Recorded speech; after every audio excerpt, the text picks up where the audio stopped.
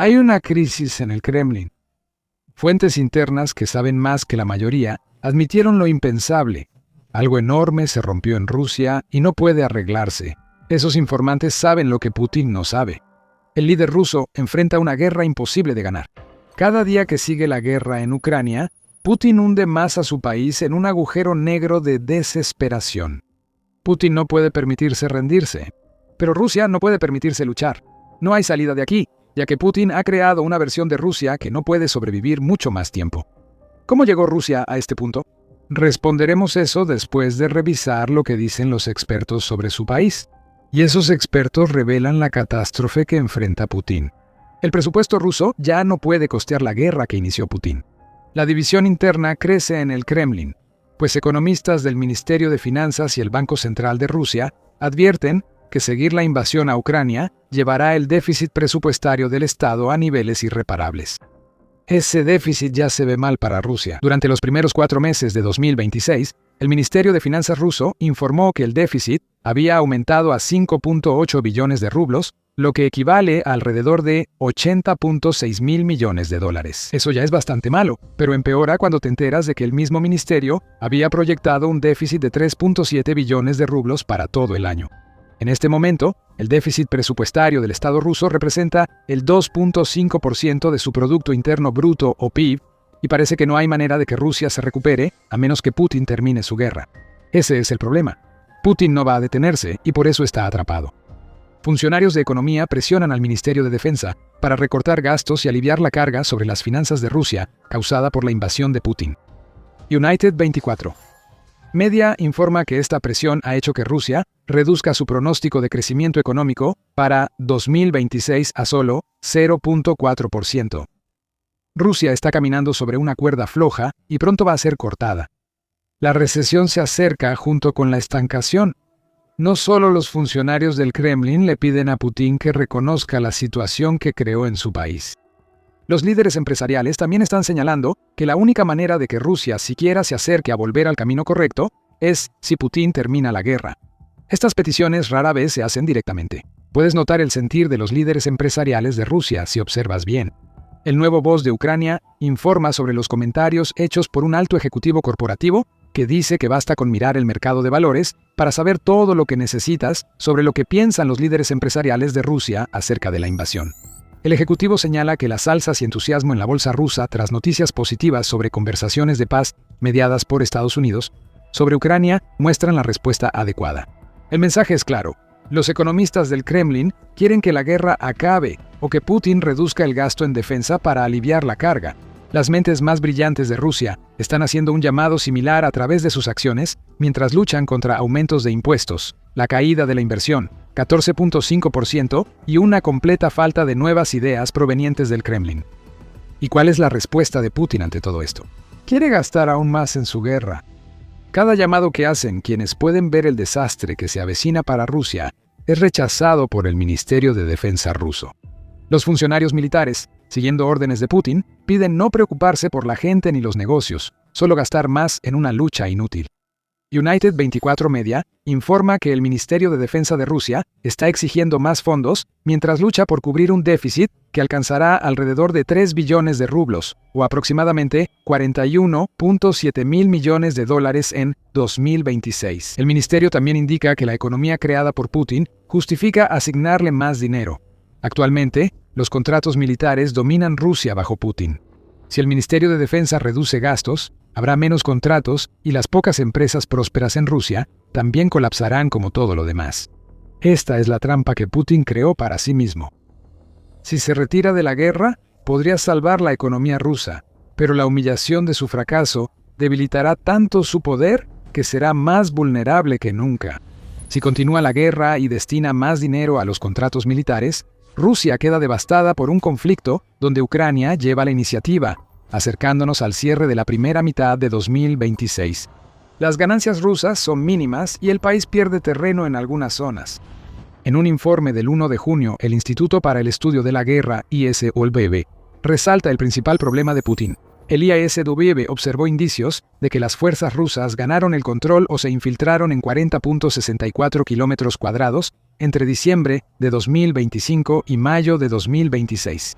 Sin embargo, las fuerzas rusas perdieron 281.1 kilómetros cuadrados en el mismo periodo, si solo se considera el territorio que controlan, según el grupo de expertos. Este estancamiento en el campo de batalla provoca cifras récord de muertes de soldados rusos. Ucrania afirma que Rusia perdió más de 35.000 soldados al mes en marzo y abril, con bajas diarias de unos 1.400 a fines de mayo. Probablemente veamos cifras iguales o mayores ese mes. Rusia ha cambiado soldados muertos por mínimas ganancias en el este de Ucrania y pérdidas totales en el sur. Esto no es sostenible en cuanto al personal. Putin nunca se preocupa por la gente que sacrifica. Debería preocuparse por lo que ha hecho a Rusia para mantener la guerra. Todos ven que está atrapado en una trampa.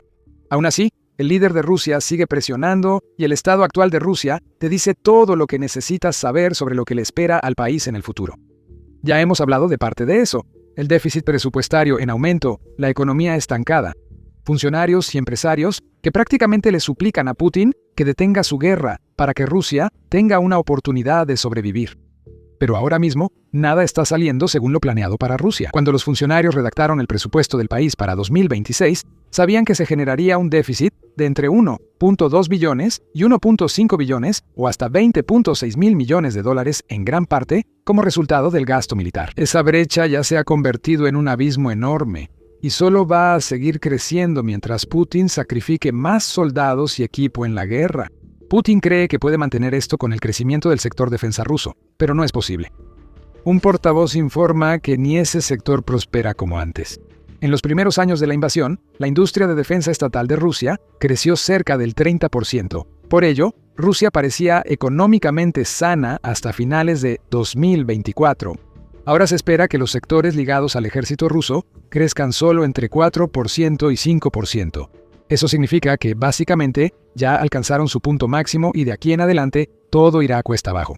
La expansión del 0.4% que mencionamos antes, originalmente iba a ser del 1.3%, antes de que el Ministerio de Economía de Rusia tuviera que reducirla. El Fondo Nacional de Riqueza de Rusia está 60% por debajo de su nivel previo a la invasión de Putin. El déficit presupuestario del país casi alcanza el 3.8% del PIB registrado en la pandemia, lo que fue un desastre y podría ser la nueva normalidad en Rusia. Aún así, el gasto del gobierno sigue aumentando. En los primeros 4 meses de 2026, el Kremlin gastó un 16% más que en el mismo periodo de 2025. Incluso mientras la burbuja económica de Rusia estalla, el gasto en adquisiciones estatales aumentó un 41% según The Statesman. Esta es la respuesta de Putin: que el pueblo ruso sufra mientras él busca dejar un legado como uno de los grandes conquistadores de Rusia. Un legado que ya está tan fuera de su alcance que nunca lo logrará. Así regresamos a la pregunta inicial. ¿Cómo llegó Rusia a este punto? El gasto militar de Putin es solo una parte de la desgracia que afecta a toda la economía rusa. La historia completa involucra a Ucrania, por supuesto. También involucra el petróleo ruso, el colapso absoluto de un sector empresarial civil que ha pasado años tambaleándose bajo el peso de la guerra, y una deriva hacia la estancación que está dañando a los civiles rusos en este momento y que destruirá su forma de vida en el futuro. Empecemos con el problema del petróleo ruso. Ucrania ha sido clave para llevar a Rusia al olvido económico. Cuando Putin invadió Ucrania, pensaba que el país no sería una amenaza para Rusia. Incluso si pudiera defenderse, cosa que pronto demostró que podía, Ucrania no tenía el tipo de armas de largo alcance que necesitaría para dañar a Rusia dentro de su propio territorio. Por algunos años, Putin tenía razón. Salvo ataques esporádicos con armas occidentales de largo alcance, la mayoría de los combates quedaban en Ucrania. Rusia salía bien, porque Ucrania no contaba con lo necesario para sostener una campaña prolongada contra la industria petrolera clave que financia la economía rusa. ¿Cómo han cambiado los tiempos? Ahora es 2026 y llevamos más de 4 años inmersos en esta operación militar especial que se suponía iba a durar solo unos días. Ucrania es ahora una de las potencias militares más fuertes de Europa y en 4 años desarrolló drones más potentes capaces de atacar a miles de kilómetros dentro de Rusia.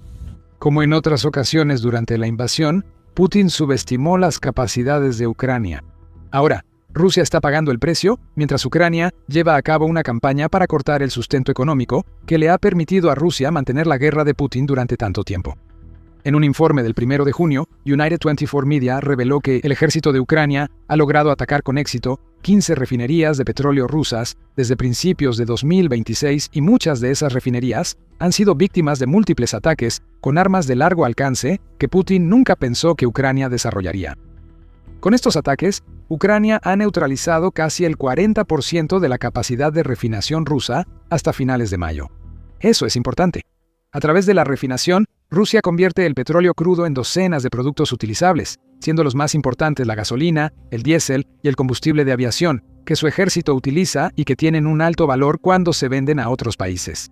Estos ataques a refinerías se suman a repetidos ataques ucranianos a terminales y depósitos petroleros rusos. Tanto la fuente vital de la economía rusa como las arterias marítimas que permiten al país exportar su oro líquido. ¿Por qué miles de millones de dólares van al cofre de guerra de Putin? La lógica aquí es clara. Si quitas el petróleo, quitas el dinero. Y si el dinero desaparece, Rusia tiene que seguir endeudándose más para sostener el gasto militar insano de Putin. Eso es lo que estamos viendo ahora. Internamente, estos ataques causan problemas económicos. Las refinerías son costosas de operar. Requieren equipos que cuestan varios millones de dólares, que es lo que Ucrania está atacando. Cada reparación en Rusia incrementa el dolor, pues se gasta en arreglos y se pierde cada día que el equipo está inactivo y fuera del proceso de refinación. En Rusia hay escasez de combustible y se han impuesto estrictos controles a la venta de gasolina y diésel, que según RBC Ucrania alcanzan la nueva Moscú. En la Crimea ocupada ya solo permiten comprar 20 litros de combustible por persona. No se puede subestimar el efecto dominó en los negocios rusos. Las gasolineras ganan menos. Industrias que dependen del combustible, como el transporte y la industria civil, deben reducir operaciones hasta que mejore la situación.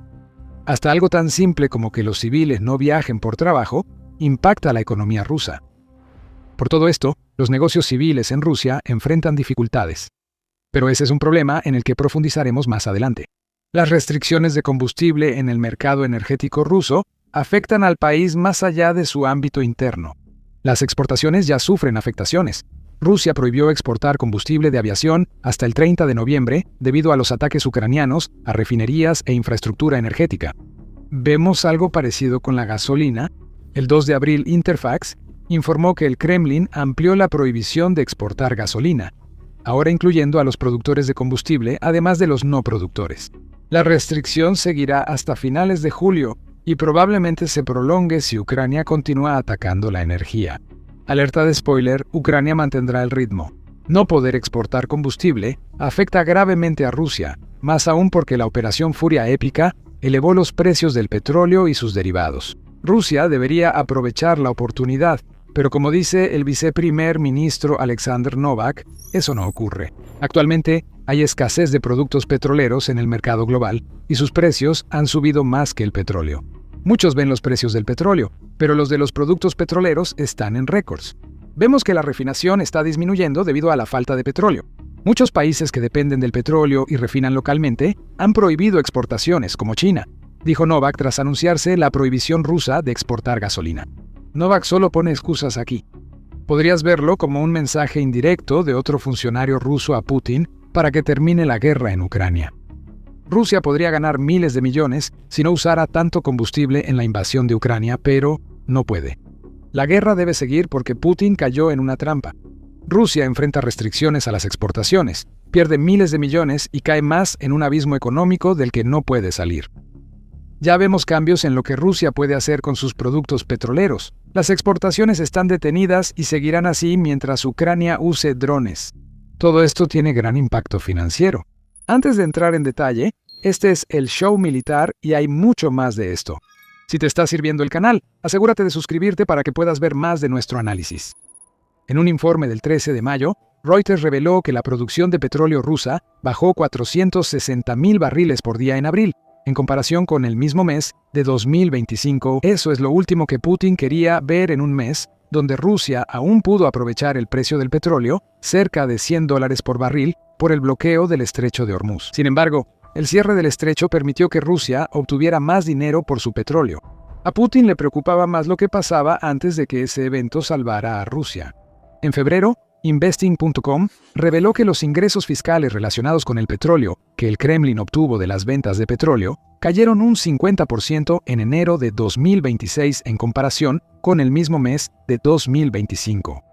También se ha visto una caída en los sectores de petróleo y gas, mientras el crudo ruso de los Urales cotizaba cerca de $26 por barril. Aunque el número es mayor, Rusia depende de factores externos para mantener sus ventas de petróleo.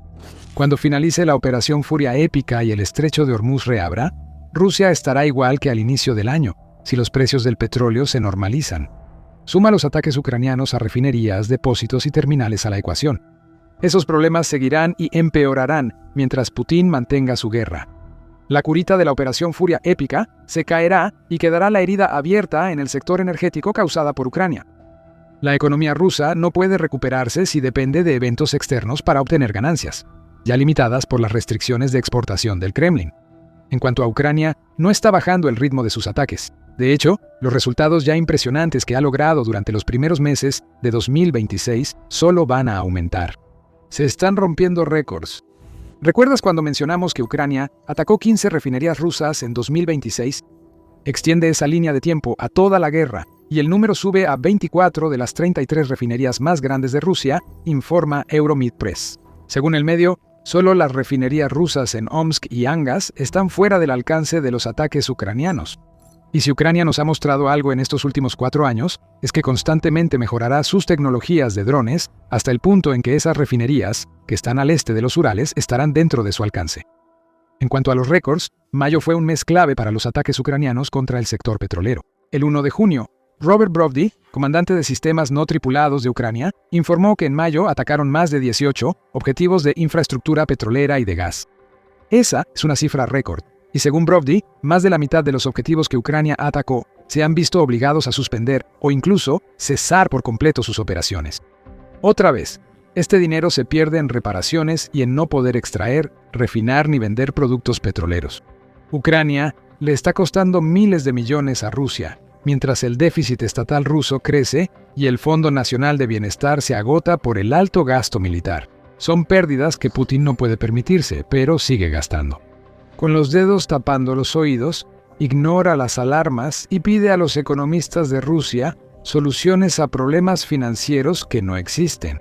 Cada vez que las sanciones voladoras de Ucrania golpean, Rusia pierde vitalidad. Las sanciones son otro de los principales problemas que llevaron a Rusia a su situación actual. Se tomaron su tiempo, pero las sanciones ahora están empezando a causar graves problemas para Rusia. Eso dice David O'Sullivan, funcionario irlandés. Él habló con The Guardian en febrero, donde declaró que las sanciones occidentales están lejos de ser una solución mágica, pero finalmente están empezando a tener el tipo de impacto en la economía rusa que necesitan tener para hacer que sea aún más difícil para Putin escapar de la trampa que él mismo se ha creado. Soy bastante optimista.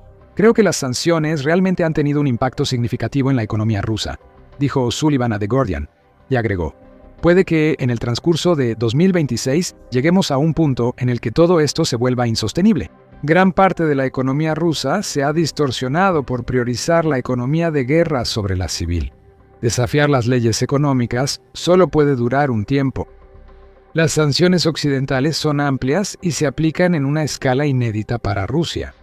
En el momento de los comentarios de O'Sullivan, solo la Unión Europea había implementado 19 rondas de sanciones, afectando a más de 2.700 individuos y entidades en casi todas las áreas económicas de Rusia. Ahora el número de rondas ha llegado a 20 Astelum.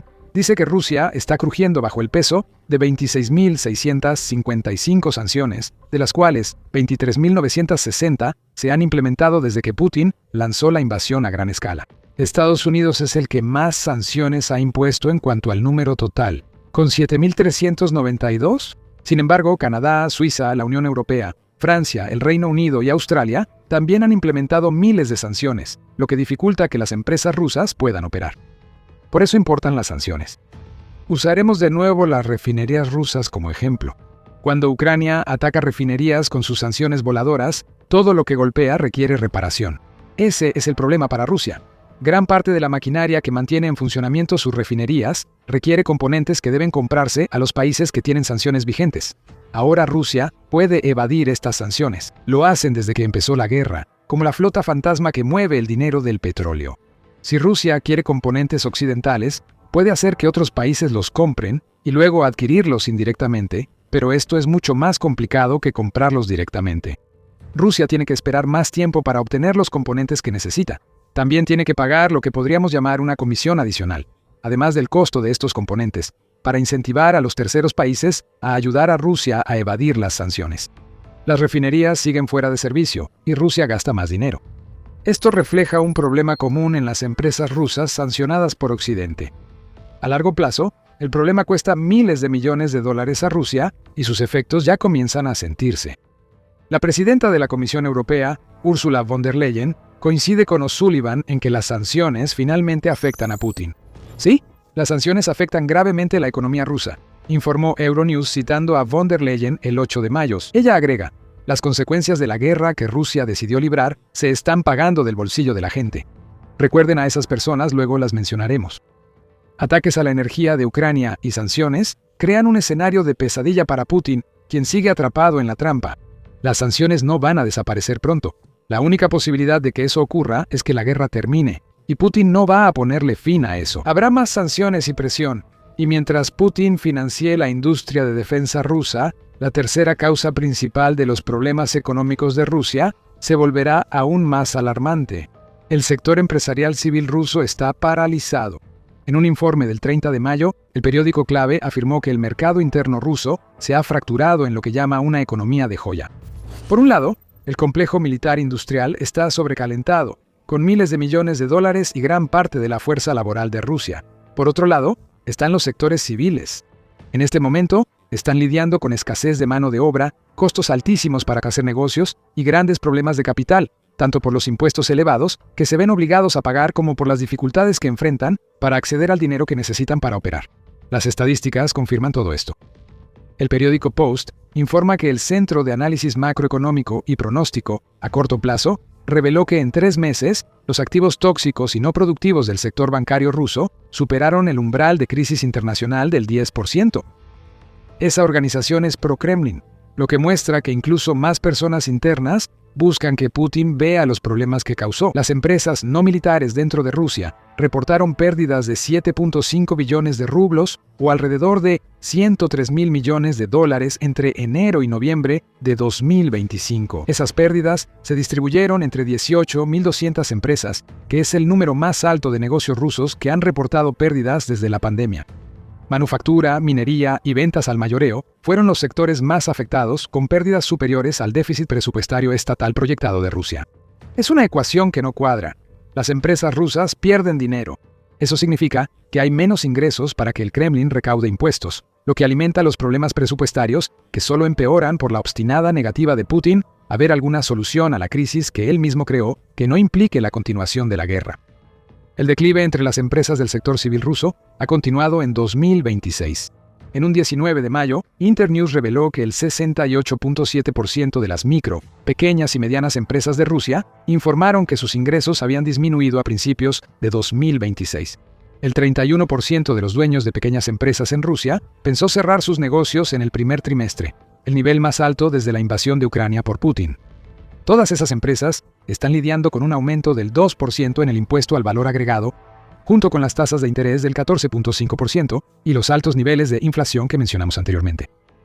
Regresando al sector bancario, había 60 bancos en Rusia que estaban teniendo pérdidas en marzo de 2026, lo que representa aproximadamente el 20% de todo el sector bancario ruso. Y de nuevo, esta es la peor cifra en Rusia desde 2022. Lo que Putin ha creado aquí es un problema que se agrava.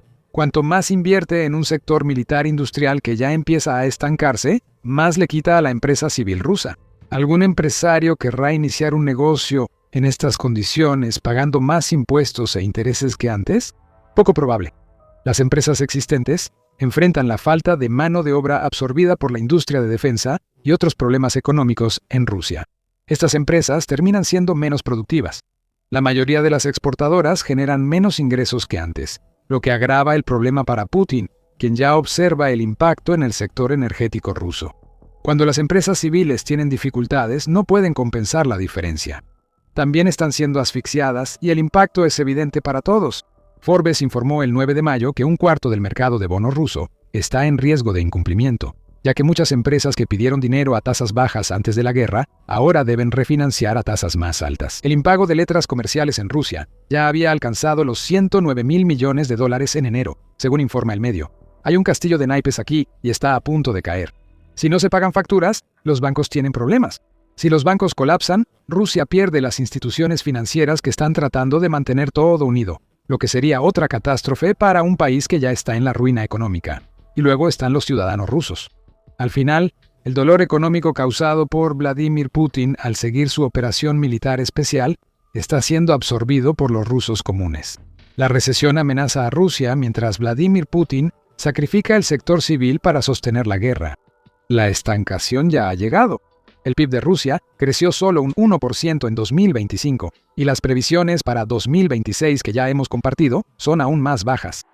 Según la Nueva Voz de Ucrania, el indicador compuesto líder que señala la entrada de la economía rusa en recesión ha estado por encima de 0.44 desde noviembre de 2025. El 0.12. Se avecina una recesión y no hay una recuperación rápida a la vista. Todos los factores discutidos muestran cómo la guerra de Putin llegó a casa.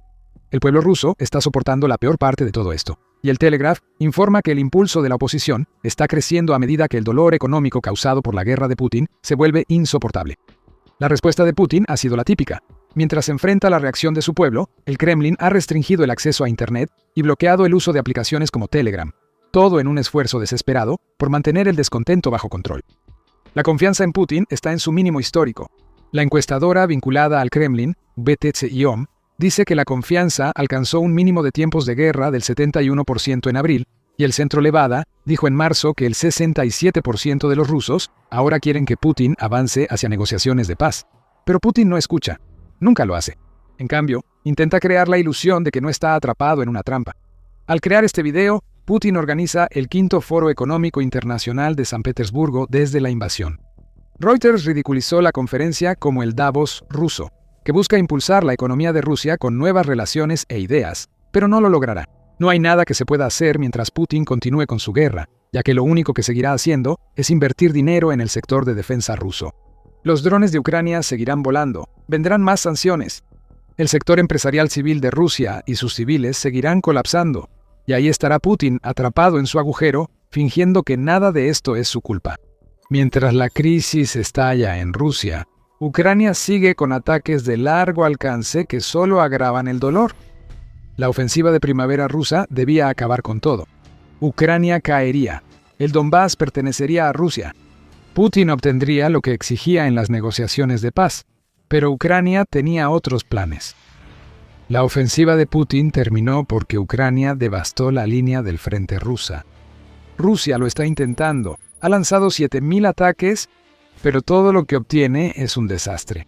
El avance de Rusia ahora es tan lento que los nietos de Putin ni siquiera vivirán lo suficiente para ver la victoria en Ucrania. Rusia lo ha estado intentando. Vaya que lo ha estado intentando. Según Deep State, un análisis estadístico del ritmo ofensivo de Rusia muestra que ha habido un aumento del 37.5% en el volumen de las operaciones de asalto rusas durante el mes de mayo. Este fue la gran ofensiva de Putin. Tras meses difíciles en los que Rusia perdió unos 70.000 soldados al inicio de la ofensiva de primavera, este incremento de asaltos buscaba finalmente quebrar a Ucrania. Para finales de mayo, Rusia había lanzado más de 7.000 ataques contra Ucrania. Eso se supone que proyecta poder. Al ver los resultados de esos ataques, en realidad ves desesperación. Pese a intensificar la ofensiva de primavera, Rusia no logró avances territoriales. Para finales de mayo, Rusia solo había ganado 14 kilómetros cuadrados de Ucrania con su nuevo asalto. Así es, lo escuchaste bien. 14 kilómetros cuadrados. Para que te des una idea, la medida de las cosas dice que esta cantidad de territorio es aproximadamente equivalente al tamaño del aeropuerto de Los Ángeles. Rusia solo logró capturar un área similar a un aeropuerto en un mes, pese a lanzar más ataques contra Ucrania que en cualquier otro momento de 2026. Eso no es solo un mal resultado. Es tan catastrófico que Putin podría vivir muchas vidas y nunca vería la caída de Ucrania. Tus nietos seguirán viendo a las tropas rusas fracasar contra las defensas ucranianas, y pronto mostraremos lo mal que le ha ido a Rusia. Antes de eso, hay más sobre cómo todo esto es un fracaso para Rusia. El avance es tan lento que Rusia ya tiene números rojos en ganancias territoriales. Ucrania libera más territorio del que Rusia reclama. Eso ya sucedió una vez en 2026, ya que en abril Rusia registró una pérdida neta de territorio de 116 kilómetros cuadrados. pero Rusia tenía más territorio ocupado tras sus asaltos en abril. Según Euromaidan Press y United 24 Media, lo ocurrido en mayo es inédito, pero por las razones equivocadas para Rusia. Rusia no vivía un mes así desde la contraofensiva ucraniana de 2023, cuando se puso a la defensiva. En ese momento, la toma de territorio se pospuso hasta después de la contraofensiva. Ahora, la toma de territorio está en la parte más alta de la lista de prioridades de Rusia, y aún así está avanzando al mismo ritmo glacial que cuando ni siquiera intentaba atacar. Eso no solo es malo, es humillante. Muchas de estas noticias provienen de Deep State, un analista militar de fuentes abiertas que actualiza constantemente la situación en Ucrania. En una publicación de Telegram, Deep State compartió los detalles y ofreció una pequeña advertencia sobre sus cifras. Por seguridad, mostramos el avance de las fuerzas de defensa de Ucrania con retraso y sin detalles, pero estamos listos para declararlo. Este es el primer mes desde la contraofensiva de 2023 en que el territorio ocupado por los Kazakhs disminuyó, informó Deep State. Kazakhs es un término peyorativo para soldados rusos. La declaración indica que las cifras no están 100% confirmadas, pues faltan días de acciones ucranianas por registrar. Pero seamos sinceros, Putin, las cifras finales no mejorarán la situación de tu ejército. Incluso podrían verse peor si Ucrania llevó a cabo más contraataques a finales de mayo. Otra advertencia la ofrece Euromaidan Press, que señala que las cifras que salen de Ucrania en este momento son relativas al método utilizado para medir los avances. Indica que gran parte de la línea del frente es ahora una zona gris sin control claro de ningún bando. Rusia envía unidades de infiltración a zonas grises para aparentar control, pero veremos cómo esa estrategia se les está volviendo en contra.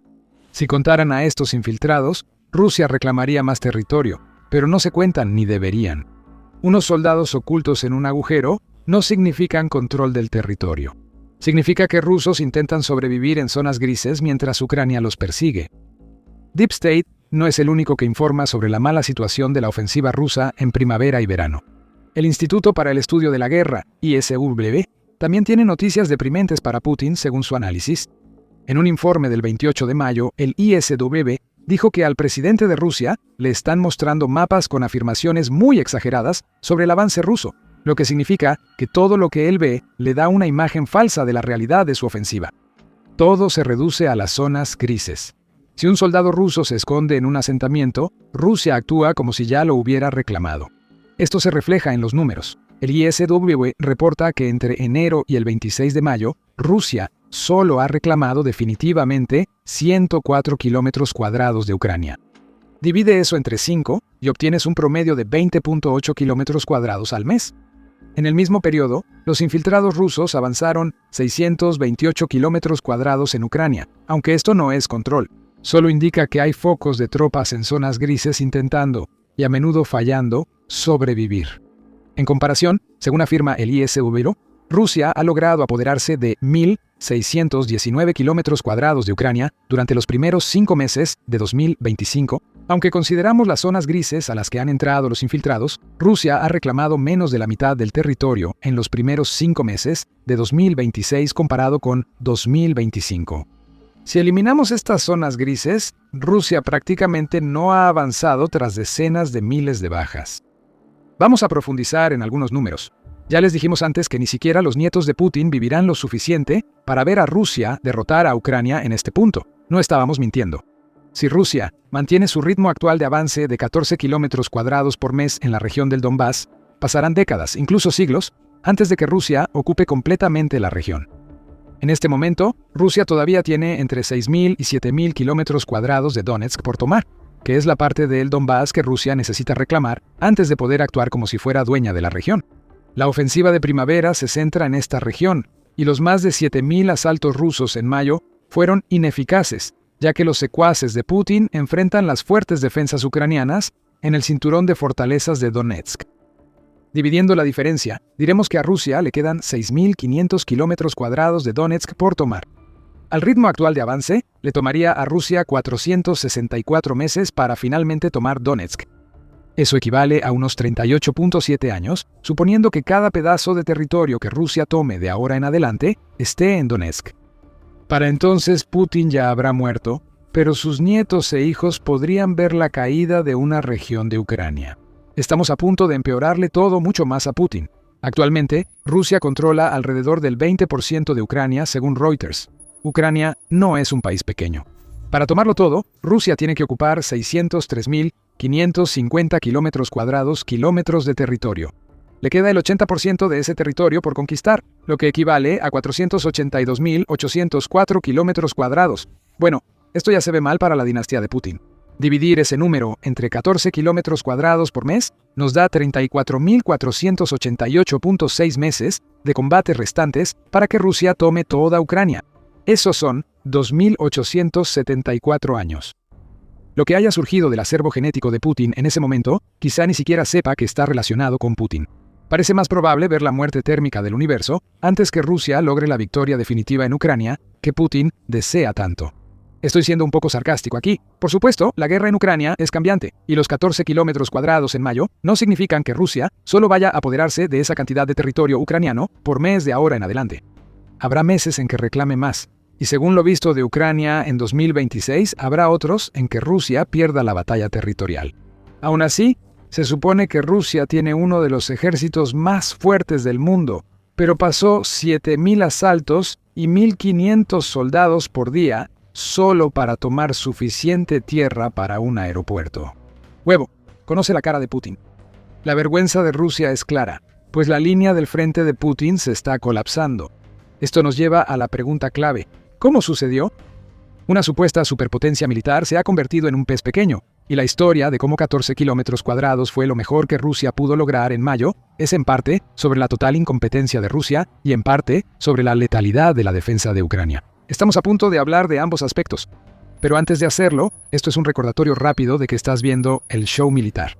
Si te gusta lo que ves, recuerda suscribirte al canal. Publicamos videos diarios sobre la guerra en Ucrania y otros temas militares globales. Primero, los errores tácticos de Rusia. Ya hemos mencionado las tácticas de infiltración de Rusia. La estrategia que apareció en 2025 es simple.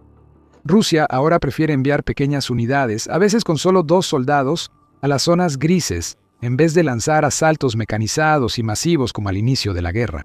Sus tareas son simples. Encuentran un lugar donde esconderse y esperan que llegue el apoyo.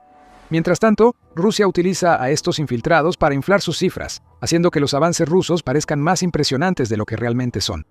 Algunos creen que este enfoque es más peligroso para Ucrania, informó New Voice of Ukraine el 3 de mayo. Sin duda es más silencioso. Ya no se está enviando carne de cañón al matadero de la misma manera que antes, ya que los soldados rusos se mueven bajo la cobertura de la oscuridad mientras mantienen la comunicación por radio al mínimo. Intentan escabullirse entre las mallas en vez de romperla. Pero esta estrategia de infiltración es en gran parte la razón por la que las verdaderas ganancias territoriales que está logrando Rusia son tan escasas como las que vemos ahora. Como indica United 24 Media, el principal beneficio del enfoque de infiltración en 2025 fue que Ucrania no estaba preparada. Rusia avanzó primero con pequeñas unidades y después con asaltos mayores durante el año. Eso no está ocurriendo. En 2026 Ucrania ya conoce las acciones de Rusia, por lo que los infiltrados rusos rara vez logran sus objetivos antes de ser eliminados por drones ucranianos. Aquellos que sí logran llegar a donde se supone que deben ir, rara vez duran mucho, ya que más drones, junto con equipos en tierra, los persiguen. Ahí hay una pista sobre el papel que Ucrania está jugando en los fracasos de Rusia. Quédate con nosotros para saber más.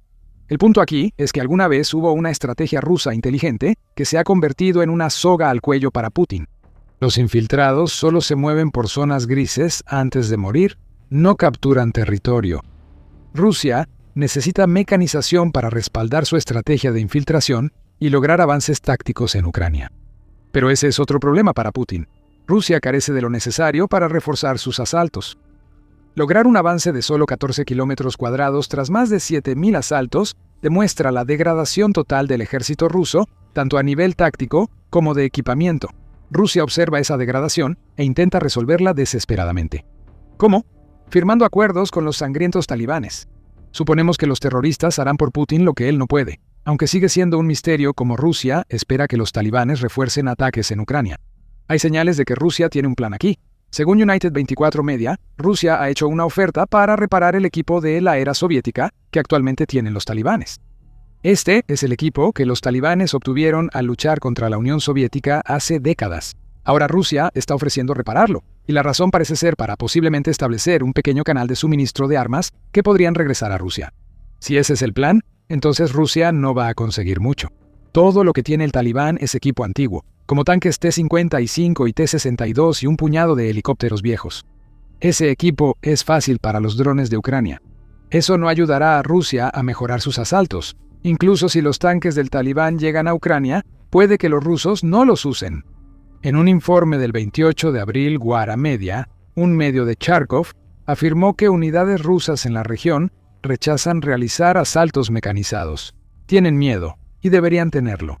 Manejar un tanque o vehículo blindado solo te hace un blanco mayor para los drones ucranianos, por lo que el apoyo a los infiltrados no llega, aunque exista. Otro factor en el mal desempeño de Rusia en mayo es la mano de obra. En su informe sobre el completo fracaso de Rusia para afectar las defensas de Ucrania en mayo, Euromaidan Press dice que parte del problema de Putin radica en el hecho de que Rusia está teniendo dificultades para reclutar suficientes soldados para acompañar su ritmo aumentado de asaltos con la cantidad de carne necesaria para desgastar a Ucrania. El ejército ucraniano está desgastando a las fuerzas rusas más rápido de lo que Putin puede reponerlas, un problema recurrente para Rusia en 2026. United 24 reportó el 1 de abril que Rusia solo reclutó el 22% de su meta en el primer trimestre, con un déficit del 3%. Esa situación no mejora y ha llevado a Rusia a buscar soluciones en todos lados. Se están contratando mercenarios extranjeros porque demasiados rusos ya se dieron cuenta y entendieron que firmar un contrato para pelear por Rusia en Ucrania significa que están haciendo un viaje sin regreso. Según Radio Europa Libre, Sigmund Radio Libertad, el ejército ruso hasta engaña a borrachos en las calles para que firmen contratos. Esos borrachos despiertan con resaca, preguntándose por qué están en oficinas de reclutamiento militar esperando ir a los cuarteles. Los números de Rusia empeoran. Pero el verdadero problema detrás de todo esto, y un factor enorme en el avance insignificante de Rusia, radica en la calidad de los soldados que está reclutando. Rusia está sacando de lo peor de lo que tiene disponible. Dargan informa que algunos reclutas reciben 2 semanas o menos de entrenamiento antes de ir al frente. Eso apenas alcanza para avanzar y esperar que un dron no te elimine. Estos reclutas no sabrán cómo tomar o mantener una posición. Todo lo que Ucrania tiene que hacer es seguir triturando esa carne de cañón, y así se obtiene lo que hemos visto en mayo. 7.000 asaltos lanzados por gente apenas un paso, por encima de civiles contra militares expertos del ejército ucraniano. Solo puede haber un resultado de eso, y Rusia acaba de descubrir cuál es, y eso nos lleva de vuelta a Ucrania. La razón por la que Rusia está teniendo dificultades para reponer sus filas es porque Ucrania los está matando a un ritmo ridículo. Ya hablamos de eso antes. 70.000 bajas en 2 meses son catastróficas para Rusia, y también demuestra lo eficazmente que Ucrania está contrarrestando la estrategia de infiltración de Rusia. En cuanto a cómo lo está logrando Ucrania, la respuesta está en las zonas letales que están aumentando. Ahora las zonas grises, donde los soldados rusos se ocultaban para respaldar afirmaciones exageradas de avance, son más peligrosas que nunca. Los drones FPV de Ucrania ya eran letales.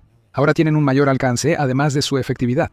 En un informe del 2 de junio, Forbes reveló que Ucrania ya cuenta con un dron FPV capaz de alcanzar objetivos a 102 kilómetros detrás de las líneas del frente. Considera lo que eso implica para los infiltrados rusos. Ucrania ahora puede desplegar drones para cazar personas y tanques en lo profundo de las zonas grises sin necesidad de un dron nodriza para hacerlo. Cualquier indicio de un asalto mecanizado puede ser eliminado en un instante. Los tanques y blindados no se acercarán, dando a Ucrania más tiempo para atacar a las pequeñas unidades rusas en zonas grises. Con la mejora de la tecnología FPV, Ucrania utiliza nuevos drones de alcance medio para atacar la retaguardia rusa. Los puestos de mando están siendo eliminados por estos drones, lo que significa que la ya mínima comunicación con el frente está desapareciendo por completo. Los nuevos drones de Ucrania atacan defensas aéreas, abren oportunidades y destruyen rutas logísticas e infraestructura en la retaguardia. Se trata de eliminar las estructuras que sostienen los asaltos frontales. Como resultado, la carne de cañón mal entrenada de Rusia está siendo eliminada por miles, sin importar cuántos asaltos lancen. En cuanto a lo que sigue, Putin no va a darse cuenta mágicamente de que la ofensiva rusa se ha derrumbado. Seguirá ordenando asaltos por miles y Ucrania continuará rechazándolos. La realidad es que la ofensiva de Rusia estaba acabada antes de siquiera comenzar. 14 kilómetros cuadrados de terreno tomados en mayo es patético. Es un desastre total para Putin y una humillación que implica que la guerra en Ucrania durará mucho después de que él y sus descendientes hayan desaparecido. Cuando entraron en Bucha, sentaron las bases para el terror que definiría la guerra en Ucrania. Los soldados conocidos como los carniceros de Bucha actuaron sin control, matando civiles y mostrando que Rusia no quería seguir las reglas de enfrentamiento. Los crímenes de guerra comenzaron temprano y Ucrania juró venganza. Ahora esa venganza ha llegado. Los carniceros rusos de Bucha acaban de ser masacrados. Ucrania finalmente hizo justicia tras años de espera. Estas son bajas históricas. Los carniceros han sido erradicados y ahora Ucrania podría tener en la mira un objetivo aún más grande mientras continúa su campaña para llevar ante la justicia a las bestias que masacraron a tantos en Bucha. El 30 de mayo, el comandante de sistemas no tripulados de Ucrania, Robert Brovdy, informó que Ucrania realizó un ataque exitoso contra campos de entrenamiento y campamentos militares usados por el Tercer y 36º Ejércitos combinados de Rusia. La operación nocturna con drones, que ocurrió solo unas horas antes de la revelación de Brovdy, fue otro ejemplo de cómo la campaña de alcance medio que Ucrania lanzó en 2026 está resultando más efectiva de lo que Putin jamás imaginó posible. El verdadero titular del ataque habría causado alegría entre los ucranianos que recuerdan los horrores desatados por las fuerzas de Putin al inicio de la invasión. Ucrania atacó más que campos de entrenamiento el 30 de mayo, también atacaron posiciones de la 64ª Brigada Motorizada de Fusileros de Rusia. Para quienes no lo sepan, esta es la misma brigada que entró en Bucha y cometió múltiples atrocidades contra civiles ucranianos. Y Brovdy tenía mucho que decir sobre quienes él y muchos compatriotas consideran de los más irredimibles en las filas de Rusia. Lo más bajo de lo bajo, la 64ª Brigada Separada de Fusileros Motorizados del 35º Ejército, que causó estragos en Bucha en 2022, fue golpeada, rugió Brovdy. Sobre cómo, Pravda tiene los detalles. El medio dice que Ucrania desató la Brigada Separada Pájaros Magiares número 414 sobre los carniceros, que es una unidad que lleva el indicativo de llamada de Brovdy. Esa unidad se integró al Regimiento Separado de Incursión número 413 para derrotar a los carniceros de Bucha. Las dos unidades coordinaron su asalto mediante el Centro de Ataque Profundo de las Fuerzas de Sistemas No Tripulados, creado por Ucrania en abril para organizar la campaña cada vez más intensa de ataques de alcance medio contra Rusia. La meta es asegurar un enfoque sistemático en estos ataques y que las unidades cooperen para causar máximo daño al identificar un objetivo. Eso fue exactamente lo que sucedió la noche del 29 y la madrugada del 30 de mayo. Las unidades colaboradoras de Ucrania lograron un total de 21 impactos confirmados contra objetivos rusos durante una noche de ataques que devastó a los ocupantes rusos. Lo más destacado de la noche fue el ataque a los carniceros, y no cabe duda de que Ucrania hizo exactamente lo que afirmó haber hecho. ¿Cómo lo sabemos? Hay imágenes que lo muestran. Publicado en Facebook por el propio Brovdy, el video está compuesto por clips grabados por drones, mientras se acercan a lo que el comandante de las Fuerzas de Sistemas No Tripulados llama la guarida de la 64ª Brigada Gusano. Varias veces vemos lo mismo. Un dron se dirige a su objetivo y luego logra un impacto directo. Cada dron muestra los resultados de los anteriores. Incendios masivos se han desatado en el área objetivo, enviando humo al cielo. Los drones ucranianos buscan objetivos aún intactos entre las llamas y se aseguran de incendiarlos. Impacto tras impacto queda registrado. Los drones de Ucrania crearon un infierno del que no había escapatoria. Francamente, no hay mejor justicia para los carniceros de Bucha. Disfrutaron los horrores que crearon. Ahora han sido reducidos a cenizas por llamas tan calientes que debieron sentirse como el infierno. Ucrania sigue analizando las grabaciones de sus drones para saber el daño causado a los carniceros de Bucha y los campos de entrenamiento mencionados. Ya se tienen algunas de las primeras cifras. Hasta ahora, Ucrania ha confirmado 31 bajas de personal entre la 64ª Brigada de Rusia. 9 de los carniceros de Bucha están muertos. Otros 9 han resultado heridos, aunque no sabemos qué tan graves son las heridas. Sobre los otros 13 carniceros se desconoce su paradero actual. Aún quedan grabaciones por ver y venganza por reportar. Parece probable que muchos de los 13 y quizás más también estén muertos. Brovdy lo cree así. Es probable que las cifras estén subestimadas, informa Property, ya que Ucrania no ha publicado datos de bajas por los ataques a los 2 sitios de entrenamiento mencionados antes en el video. Sin embargo, Brovdy insinúa que incluso más carniceros arden, lo cual nos sorprende. De los 21 ataques que Ucrania llevó a cabo el 30 de mayo, 8 apuntaron específicamente a la guarida del gusano. Los incendios no mienten.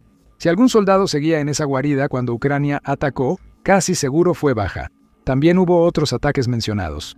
El ataque ucraniano al tercer ejército ruso impactó el campo de entrenamiento Priyokis-Banka en Luhansk, a unos 70 kilómetros del frente, según Pravda. El campo de entrenamiento del 36º Ejército, usado por los carniceros de Butcher, está en la ocupada Zaporilla, a unos 100 kilómetros del frente. Ucrania también atacó una instalación de almacenamiento de gas en la ciudad de Yenakiyevka, en el Donetsk ocupado.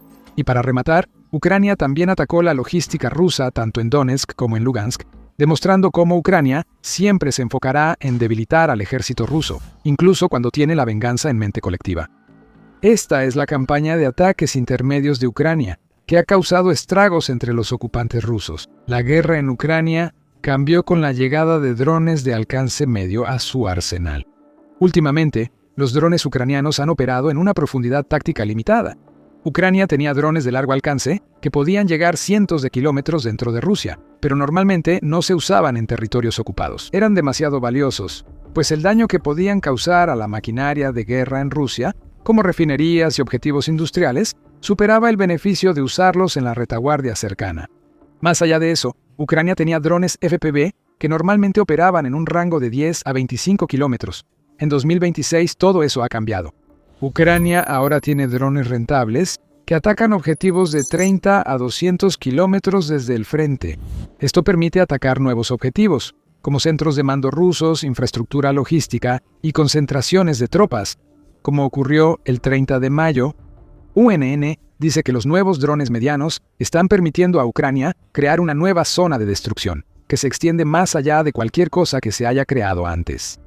Los carniceros de Butcher acaban de encontrarse dentro de una de esas zonas de destrucción. Aunque para Putin es grave perder a algunos de sus criminales de guerra favoritos, le preocupará más el impacto psicológico en sus tropas por el éxito de Ucrania en este ataque. Los carniceros de Butcher estaban muy lejos del frente en Zaporilla y debían estar a salvo, como todos los soldados que Rusia pone tras las líneas. La seguridad ya no está garantizada. Ahora, todo soldado a menos de 200 kilómetros del frente sabe que el infierno que mató a al menos 9 carniceros de Bucha podría alcanzarlos en cualquier momento. No sabrán cuándo llegará. Sus defensas aéreas no lo detendrán. No importa dónde estén los títeres de Putin en los territorios ocupados, sabrán que Ucrania puede alcanzarlos. Ese tipo de terror es único en la guerra de Ucrania. Los carniceros de Bucha merecen ese terror y más. Al arrasar el asentamiento que les da nombre, cometieron horrores que no deberían ocurrir en una guerra moderna. Esos horrores son lo que hace que el ataque de represalia del 30 de mayo realizado por Ucrania sea tan importante. Ucrania esperó, buscó y, una vez que encontró a los carniceros, impartió justicia. ¿Pero justicia por qué exactamente? Hemos insinuado varias veces lo que hicieron los carniceros de Bucha para merecer su destino, pero ahora estamos a punto de revelar cuán horribles fueron en realidad sus acciones.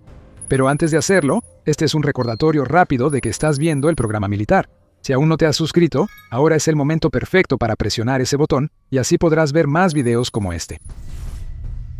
El 4 de marzo de 2022, las fuerzas rusas que intentaban avanzar hacia Kiev durante las primeras semanas de la supuesta operación militar especial de Putin llegaron a la ciudad de Bucha. Estratégicamente, esa ciudad habría sido significativa si la invasión hubiera salido según el plan de Rusia.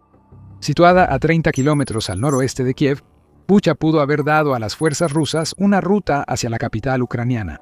Entre el 4 y el 31 de marzo de 2022, Bucha estuvo ocupada. A inicios de abril de 2022, los soldados rusos se retiraron cuando Ucrania repelió a la fuerza invasora rusa. En abril, salieron a la luz los horrores de los carniceros de Bucha. Investigadores de Human Rights Watch pasaron una semana en la ciudad detallando sus hallazgos. Se descubrió amplia evidencia de la ejecución sumaria ilegal de decenas de civiles, así como evidencia de tortura, desapariciones forzadas y otros crímenes de guerra. Casi cada rincón en Bucha es ahora una escena del crimen, y se sentía como si la muerte estuviera en todas partes. La evidencia indica que las fuerzas rusas que ocuparon Butcher mostraron desprecio y falta de respeto por la vida civil y los principios más fundamentales de las leyes de la guerra, dijo Ricardo Weir, quien es uno de esos investigadores en ese momento. No pasó mucho tiempo después de eso para que los números revelaran la verdadera magnitud del trabajo del carnicero. Ruslan Kravchenko, quien es el fiscal regional principal en Bucha, le dijo a Human Rights Watch que se habían descubierto 278 cuerpos en su ciudad tras la retirada de las fuerzas rusas. Solo unos pocos cuerpos eran de soldados. La mayoría de los fallecidos eran civiles, y Kravchenko creía que tras su revelación del 15 de abril se hallarían más. Informes posteriores, como uno de PBS Frontline, revelaron que Rusia intentó realizar lo que el medio llamó una operación de limpieza en la ciudad. Muchos de los fallecidos estaban en listas hechas por inteligencia rusa. Combatientes voluntarios y quienes ayudaban a soldados ucranianos eran objetivos. Los carniceros de Bucha iban de puerta en puerta haciendo preguntas. Si alguien no pasaba la prueba, lo arrastraban para torturarlo y, en muchos casos, ejecutarlo. Este no fue el caso de una unidad militar perdiéndose en la guerra. Fue algo calculado, planeado. Una erradicación sistemática de personas que Rusia pensaba, aunque muchas veces no sabía, que eran amenazas. La calle Yablonskaya fue el sitio de gran parte del horror en Bucha. Tras el ataque ruso, casi 40 cuerpos se apilaron en esa calle. Muchos de los muertos sufrieron interrogatorios en un edificio sin distintivos en la misma zona. Años después, en junio de 2025, aparecieron imágenes que mostraban cómo los carniceros de Bucha elegían a sus víctimas. Publicado por Radio Free Europe Radio Liberty, el video muestra a soldados rusos merodeando por las calles. Vemos rifles apuntando a civiles, personas siendo llevadas con las manos en la nuca. Los soldados rusos les dan patadas a quienes se llevan. No vemos lo peor de lo que hizo Rusia. Bucha se volvió símbolo del mal que Putin quería imponer a Ucrania, causando protesta generalizada. A finales de abril de 2022, fiscales ucranianos ya presentaron los primeros cargos contra Rusia por la masacre en Bucha. 10 soldados rusos fueron acusados de crímenes como saqueo, tortura y asesinato. Todos eran de la 64ª Brigada Separada de Fusileros Motorizados, que tuvo un encuentro cercano con drones ucranianos el 30 de mayo. Se presentaron más cargos y algunos soldados rusos involucrados en la masacre desarrollaron conciencia, llegando a admitir sus crímenes. El soldado Nikolai Katushev fue entrevistado por autoridades ucranianas. Al preguntarle por disparar a un civil, respondió: «Me ordenaron hacerlo. Quienes vestían de negro eran enemigos. Si veíamos a alguien así, disparábamos». Quizá existía una lista de personas que Rusia quería eliminar, pero esta confesión revela que una unidad recibió la orden de matar a cualquiera que se ajustara a una vaga descripción. Kasachev pudo ser capturado, pero fue de los pocos. Investigadores en Bucha identificaron cerca de 8.000 posibles crímenes de guerra tras el mes que Rusia estuvo en la ciudad hasta finales de abril de 2022. Muchos pertenecían a la 64ª Brigada Separada de Fusileros Motorizados. Ucrania sabía que tenía pocas posibilidades de juzgar a esos soldados de forma tradicional. Putin no planeaba castigar a sus soldados. A varios se les otorgaron medallas por sus acciones, ya que Putin elogió al 64º por su heroísmo y valentía. Aún es poco probable enjuiciar a la mayoría de los carniceros de Bucha. Ucrania sabe a quién busca.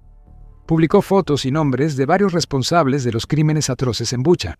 Rusia protege a sus criminales de guerra, incluso a Putin. Hasta hace poco, esa protección era mantener a esos criminales lejos del frente para que los drones de Ucrania no los alcanzaran. El 30 de mayo lo cambió todo para los carniceros de Bucha. Estos torturadores y asesinos saben que nunca estarán a salvo de la ira de Ucrania, sin importar dónde se escondan.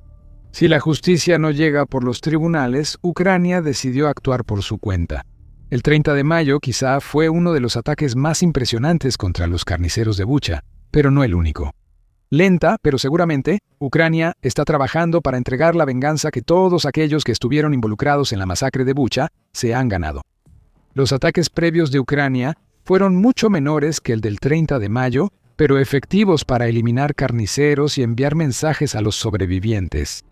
A fines de agosto de 2025, Ucrania eliminó a 3 carniceros de Bucha al atacar a 6 soldados rusos que buscaban refugio en la ocupada Lugansk.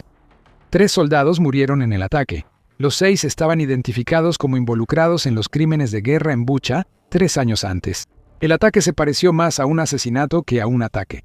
Una detonación en el estacionamiento del edificio donde los 6 se escondían fue lo que mató a 3 de ellos, lo que sugiere que hubo un elemento de sabotaje detrás de las líneas enemigas.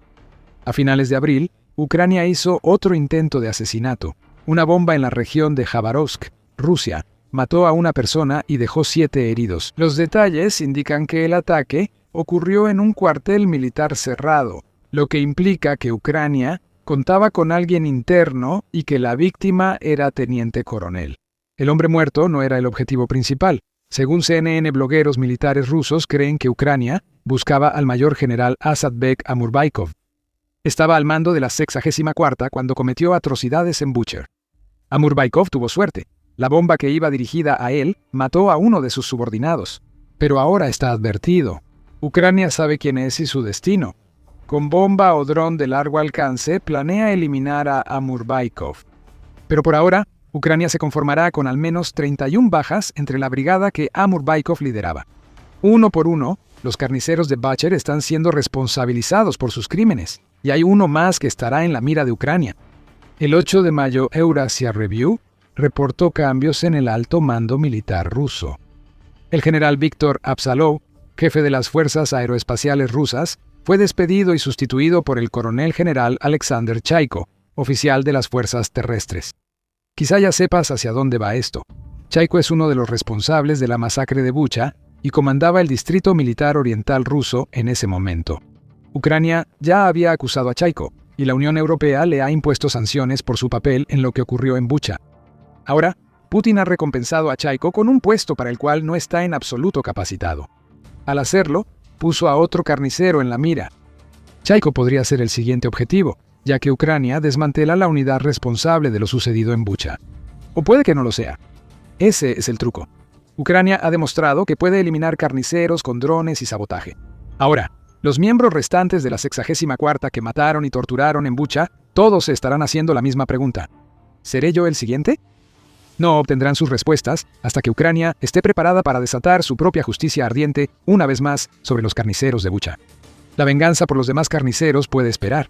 Mientras Ucrania elimina una unidad responsable de miles de crímenes de guerra, también se venga de otras formas.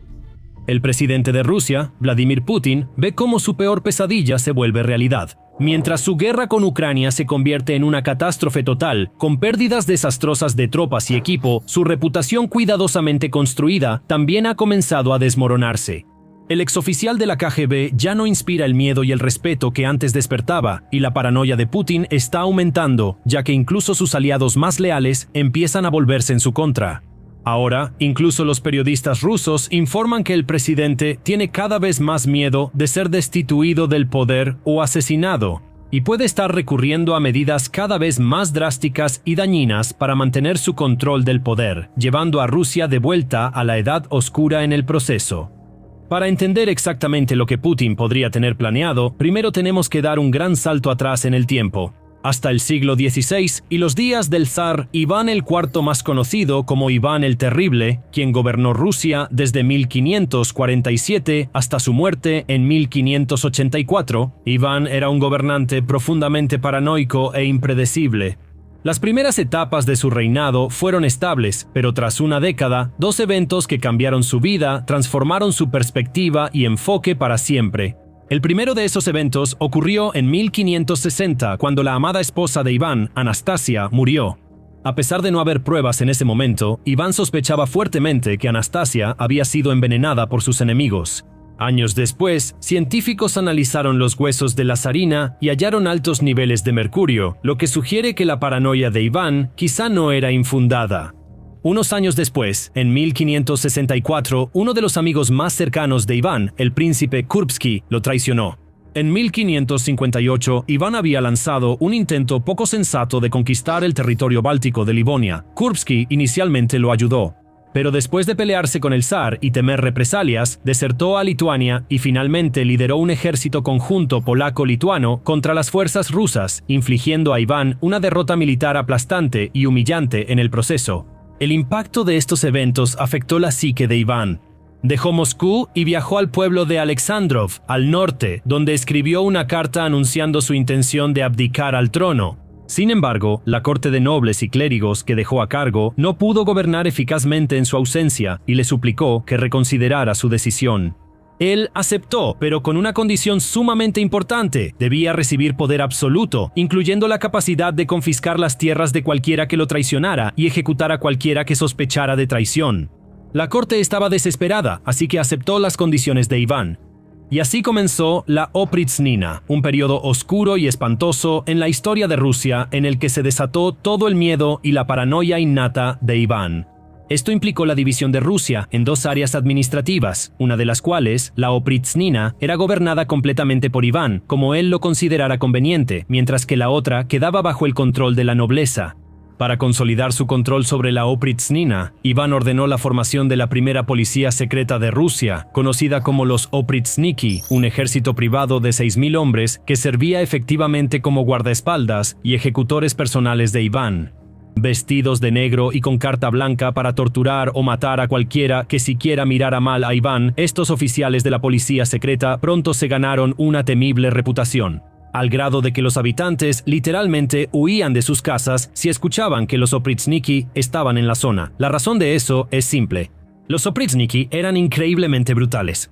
Algunos de sus métodos favoritos de ejecución incluían hervir a las personas vivas, empalarlas en estacas o despedazarlas con la ayuda de caballos.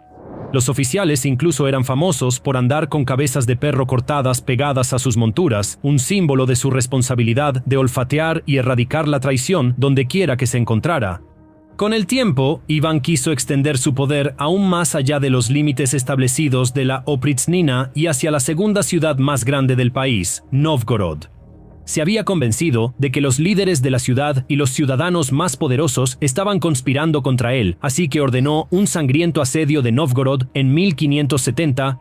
Los miembros del clero fueron detenidos y asesinados a golpes y edificios religiosos como iglesias y monasterios saqueados. Comerciantes, nobles y otros funcionarios fueron torturados y asesinados brutalmente, sin piedad tampoco para sus esposas e hijos, muchos de los cuales fueron reunidos y arrojados a un río cercano. Toda esta brutalidad y derramamiento de sangre ocurrieron por los miedos e inseguridades de un solo hombre. Si avanzamos hasta hoy, es fácil ver los ecos del pasado. Putin puede que no sea un zar o emperador en el sentido oficial, pero ciertamente tiene un historial de comportarse como uno. Ha desafiado y reescrito repetidamente las leyes de Rusia e incluso la constitución del país para permanecer en el poder año tras año. También ha mostrado la misma crueldad que Iván el Terrible al ordenar la invasión de una nación vecina y ahora está comenzando a mostrar las mismas neurosis que le dieron a Iván el apodo de El Terrible desde el principio. Hay 3 razones principales detrás de esto. Primero, y lo más obvio, la guerra va increíblemente mal para Rusia. Las estimaciones más recientes sugieren que Rusia ha sufrido más de 1 millón de bajas totales en Ucrania, incluyendo cientos de miles de muertos. El país también ha perdido una cantidad asombrosa de equipo, desde tanques y vehículos de combate de infantería hasta costosos sistemas de defensa aérea y radares de última generación. Con cada mes que pasa, surgen más informes sobre pérdidas devastadoras para las fuerzas del Kremlin, con literalmente decenas de miles de nuevas bajas. Eso quizá no importaría tanto si el país realmente estuviera logrando avances vitales en el terreno, capturando pueblos y ciudades importantes, rompiendo las líneas defensivas de Ucrania y avanzando hacia una victoria clara e inevitable, pero eso tampoco está sucediendo. En cambio, la tasa de avance de Rusia se ha desacelerado drásticamente en muchas zonas del frente, con miles de soldados perdiendo la vida por apenas pequeños fragmentos de terreno. En varias zonas, las fuerzas ucranianas han logrado revertir la situación, recuperando territorio y haciendo retroceder a los rusos.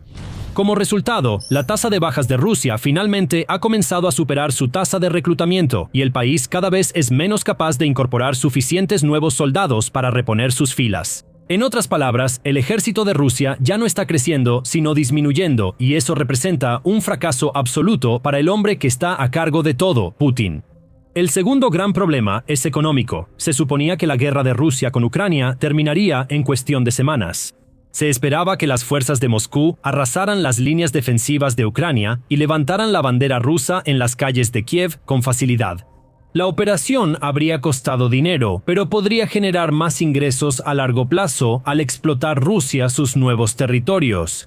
Eso no sucedió. En cambio, la guerra ha continuado durante varios años y el Kremlin se ha visto obligado a gastar miles de millones de dólares para mantenerla.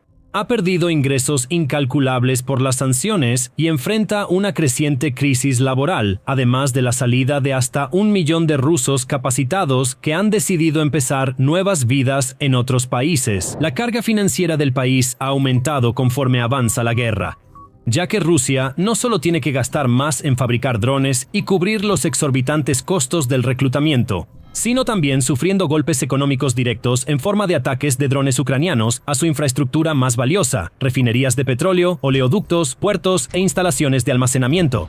Estos ataques son más frecuentes e impactantes conforme la industria de defensa de Ucrania se fortalece, causando mayores pérdidas a su oponente. Esto ha impactado especialmente al público ruso, pues la calidad de vida de la población ha disminuido notablemente, y gastando mucho más de sus escasos ingresos en combustible y víveres para sus familias. Finalmente, la tercera gran razón por la que Putin está entrando en pánico es que esta guerra ha destrozado el mito de la competencia y superioridad rusa que él mismo se esforzó tanto en crear durante años. Putin y sus aliados consolidaron la reputación de Rusia como una de las naciones más fuertes y con el segundo ejército más poderoso, solo detrás de Estados Unidos. Y con niveles de poder e influencia casi inimaginables, incluso naciones relativamente fuertes llegaron a temer la amenaza rusa, lo que a menudo las llevaba a hacer exactamente lo que el Kremlin quería. Muchos países también dependían en gran medida de Rusia para su propia defensa, fomentando relaciones con Putin e invirtiendo fuertemente en tanques, vehículos, aviones y sistemas de defensa rusos o soviéticos. Por eso, cuando comenzó la guerra, tantos analistas esperaban que una victoria rusa fuera inevitable y que la máquina de guerra del Kremlin arrasaría Ucrania sin piedad y con facilidad. En cambio, la máquina se ha reducido a un montón de chatarra que avanza con la eficiencia de un tractor de 50 años. Los mejores tanques de Rusia han quedado reducidos a restos humeantes. Su fuerza aérea nunca pudo lograr la superioridad, a pesar de comenzar la guerra con una ventaja inmensa, y su llamada fuerza militar invencible ha fallado una y otra vez en lograr prácticamente ninguno de sus objetivos declarados. Como resultado, el Kremlin ha perdido su factor de miedo, y la gente ya no ve a Moscú ni a Putin como lo hacía antes.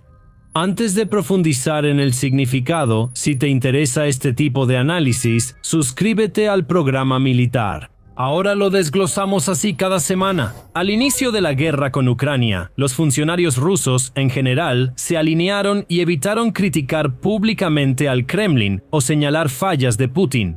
Sin embargo, con el paso del tiempo, la situación ha cambiado de manera bastante dramática, con un número creciente de altos mandos militares y élites de Moscú expresando sus frustraciones de más de una manera.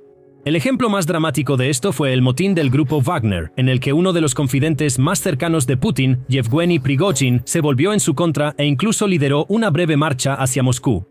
Prigozhin finalmente pagó por esto con su vida, pereciendo en circunstancias muy sospechosas en un accidente de avión poco después.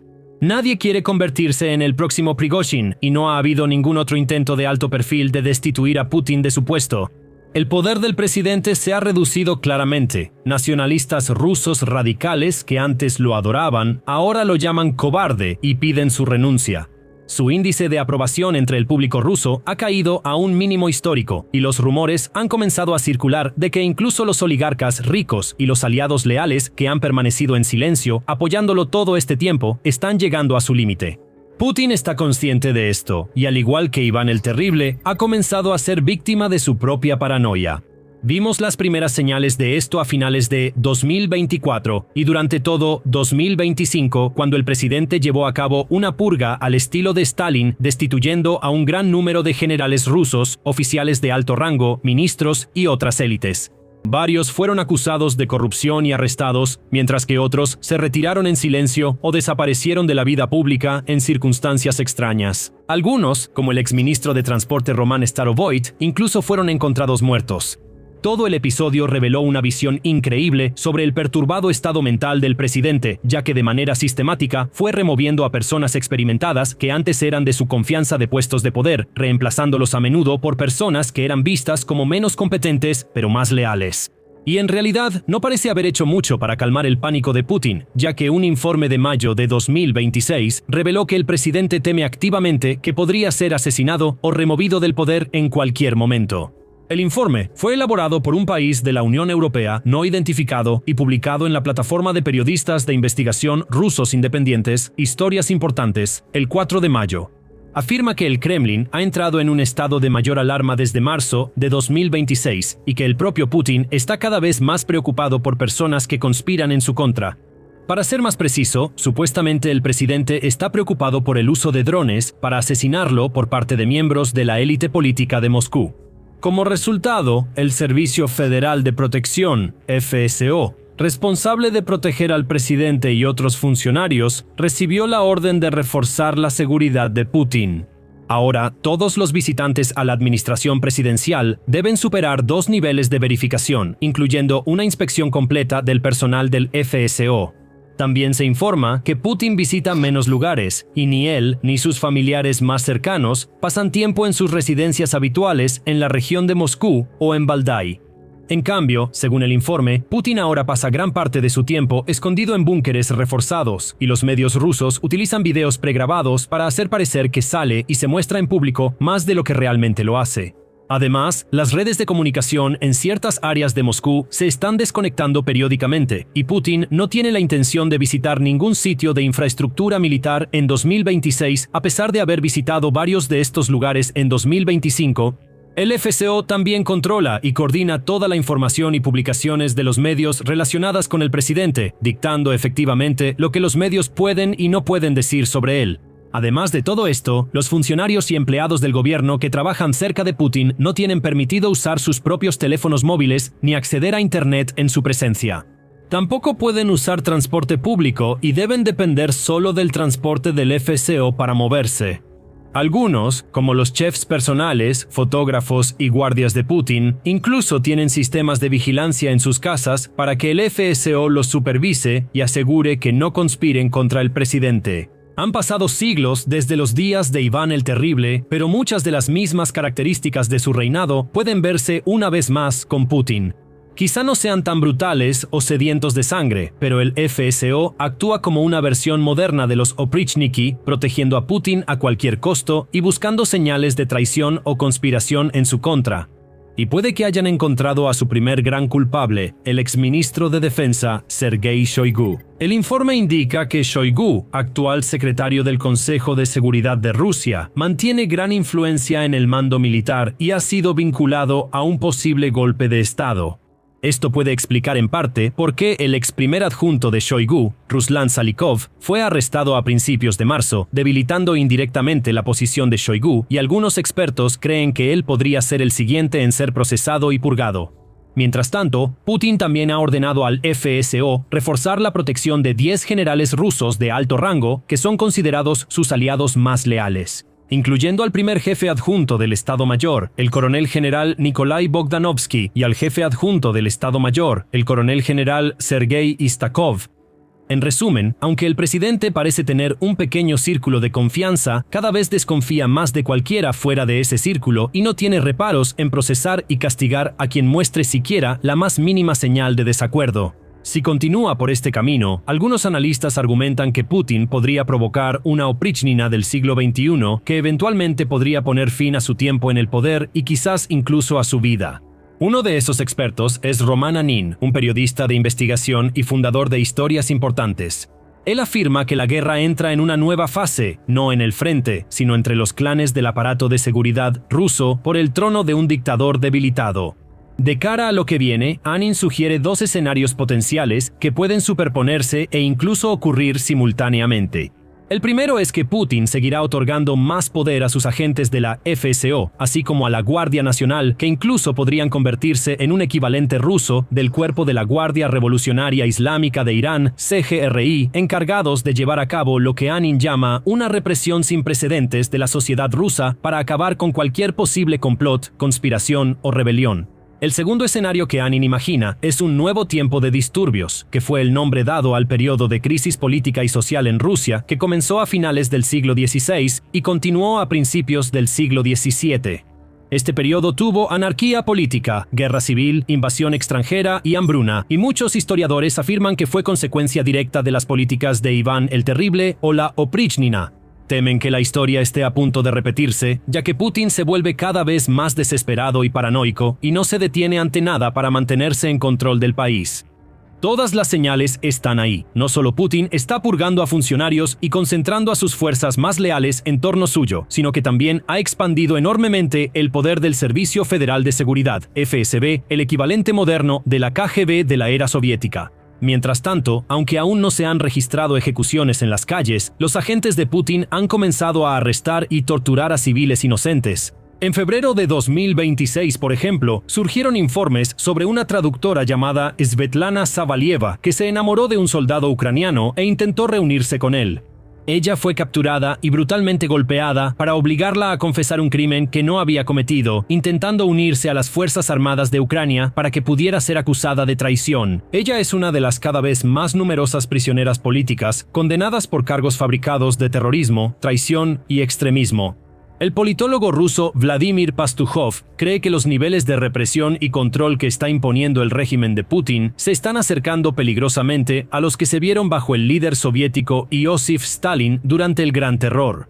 Anin, por su parte, revisa aún más atrás en la historia, afirmando que si los agentes de Putin alguna vez empiezan a volverse contra, no solo el público, sino también quienes ocupan altos cargos, el riesgo de un golpe de Estado y de una nueva época de disturbios será aún más real. Putin quería ser recordado como el Pedro el Grande de la Rusia moderna. Es más probable que pase a la historia como el nuevo Iván el Terrible. El 9 de mayo, el presidente ruso Vladimir Putin estuvo en la Plaza Roja para supervisar el desfile del Día de la Victoria de Rusia. El desfile del Día de la Victoria, el ritual más relevante en el calendario geopolítico ruso. La ceremonia buscó recordar al mundo, y en especial al pueblo ruso, que la nación que ayudó a derrotar a la Alemania nazi se había ganado un lugar de honor en la historia. Normalmente, los tanques desfilaban y los misiles balísticos intercontinentales se exhibían con orgullo por la plaza, mientras los aviones de combate cruzaban el cielo. El mensaje siempre era: siempre fuimos y siempre seremos victoriosos. Excepto este año. En la versión de este año, no hubo tanques, no se exhibieron sistemas avanzados de misiles, ni ningún tipo de equipo militar pesado. Por primera vez en 20 años del desfile del Día de la Victoria, las columnas blindadas se quedaron en casa. Solo los mostraron en video porque el Kremlin temía que los drones ucranianos los destruyeran en vivo por televisión. Deja que eso te caiga el 20 por un momento. El país que mantuvo el arsenal nuclear más grande del mundo en alerta máxima durante décadas no se atrevió a sacar sus tanques por su propia capital, porque un país que decía con confianza que conquistaría en cuestión de días ahora puede atacar Moscú. Hace 4 años, las tripulaciones de tanques de Putin avanzaron hacia Kiev con uniformes de gala, esperando un desfile de victoria en una semana. Hoy, es Putin quien no puede realizar su desfile. La ausencia de tanques en la Plaza Roja es solo el síntoma visible de algo más profundo.